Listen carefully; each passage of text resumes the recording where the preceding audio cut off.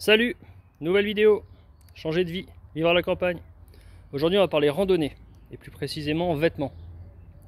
Je vais vous présenter les vêtements que j'ai portés pour une randonnée faite ce week-end, fin mai, au printemps donc, en montagne.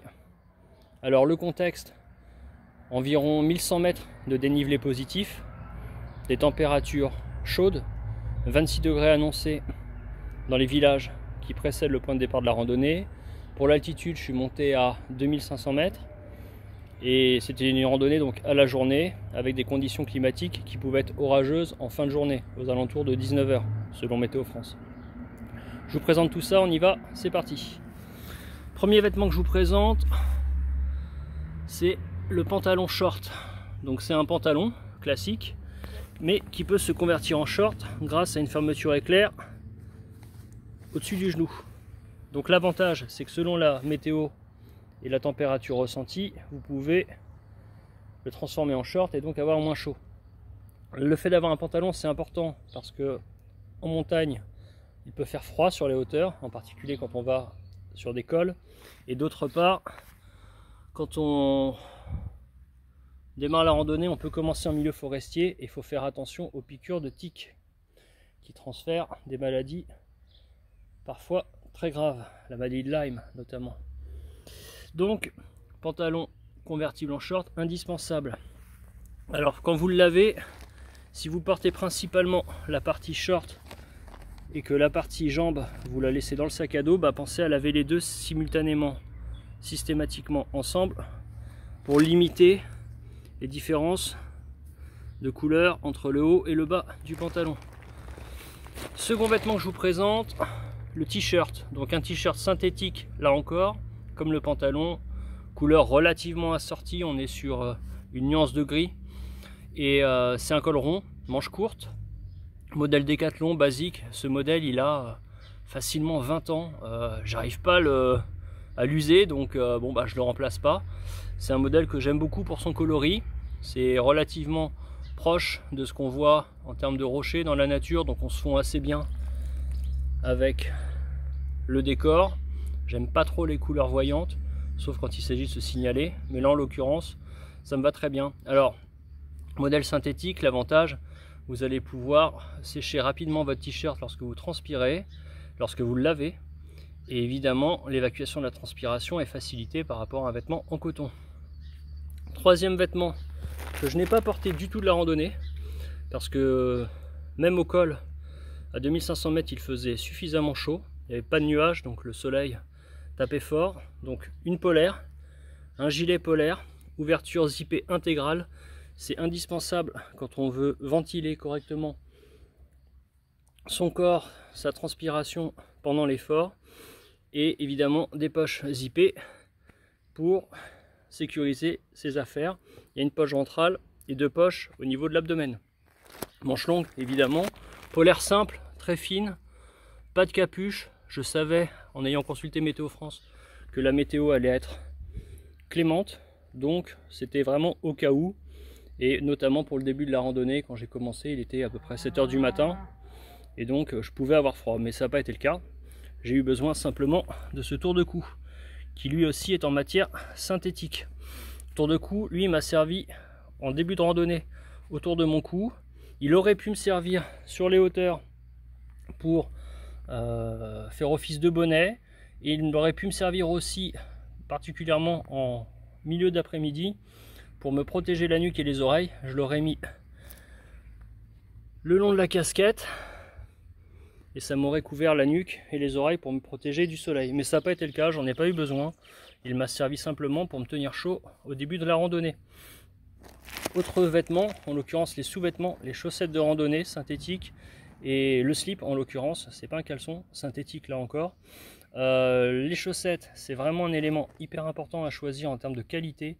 Là on peut pas se contenter du premier prix, au contraire il faut vraiment chercher plutôt le haut de gamme, même chez Decathlon, dans leur marque Quechua, parce que par rapport à tout ce qui est ampoule, etc., c'est vraiment un indispensable, donc on ne lésine pas sur le budget. Sous-vêtements synthétiques, c'est un peu comme le t-shirt et même le pantalon. Ça permet d'évacuer la transpiration, de sécher rapidement, et évidemment c'est très facile pour sécher dans des courts délais. Alors, tous ces vêtements-là sont synthétiques. Moi, je me pose des questions en termes de santé et longévité. J'ai mis plusieurs vidéos sur la chaîne sur le sujet. Je les mettrai en lien et dans la description de la vidéo. J'ai fait des vidéos notamment sur l'alimentation, comment bien manger pour sa santé, la respiration, le sommeil, et donc forcément tout ce qui est santé, longévité, jouvence, ça m'intéresse. Et moi je me pose la question à long terme, si porter des vêtements synthétiques comme ça, c'est bon ou moins bon pour la santé.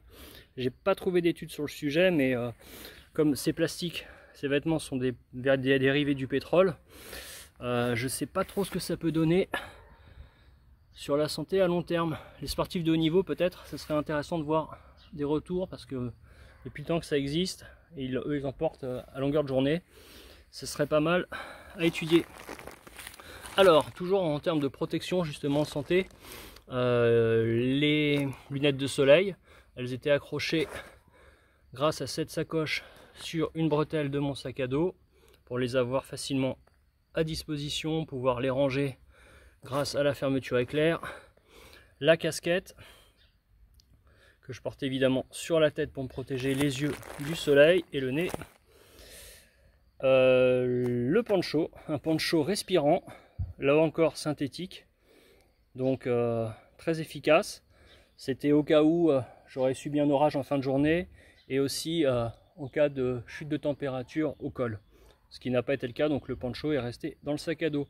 D'ailleurs, j'ai fait une vidéo sur le matériel que j'ai emporté ce jour-là en randonnée, les gourdes, les repas, etc. Je mettrai la vidéo en lien et en description. Alors, quand on part en randonnée, il y a les vêtements et il y a les chaussures. Alors, les chaussures, pour moi, ce qui s'est imposé, ce sont des chaussures montantes de chez Decathlon. J'ai pas pris le premier prix parce que je randonne beaucoup, et donc forcément j'ai pris un modèle de gamme intermédiaire. Là c'est le modèle 500 EvoFit. Le truc important sur les chaussures, c'est d'avoir la présence d'un pare-pierre à l'avant.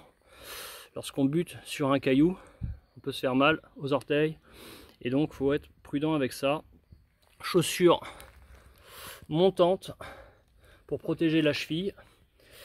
Pour le trajet en voiture, j'étais conducteur, j'avais mis des chaussures de trail, modèle très bien de chez Decathlon, que j'utilise d'abord pour courir en tout terrain, et aussi pour conduire quand je pars en randonnée. Ça me permet d'avoir un backup, des chaussures de rechange si jamais j'ai un problème avec mes chaussures principales au début de la randonnée, ou lorsque je les sors du coffre.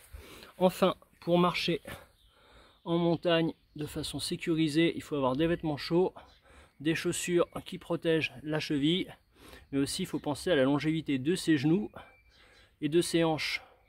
Et donc un bâton de randonnée télescopique comme celui-là est très approprié. On peut en avoir deux, moi j'en utilise qu'un parce que j'aime bien faire des photographies régulièrement, et donc forcément avec deux bâtons on est un peu encombré. C'est un assez bon compromis. Évidemment, avec deux bâtons, vous soulagez encore plus vos genoux et vos hanches. Donc selon l'état de vos articulations et de votre dos, passez à deux bâtons éventuellement. Pour atténuer les impacts sur les articulations, j'ai mis au bout du bâton de randonnée un caoutchouc qui s'adapte à la pointe en fer, et ça fait que le bâton fera moins de vibrations, moins de bruit, et vous protégera davantage en termes de remontée de vibrations, y compris dans les articulations, coudes, etc. Abonnez-vous, likez, commentez, partagez, ça m'encourage et soutient le projet. D'avance, merci. À plus.